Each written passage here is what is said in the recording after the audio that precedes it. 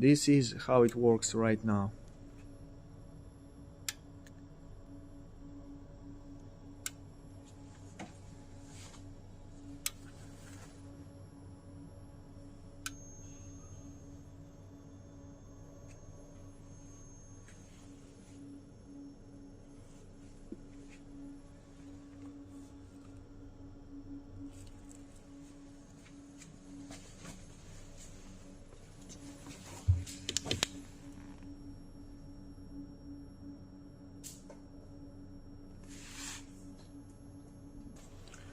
Now when RPC is turned on, when it turns the red light on, then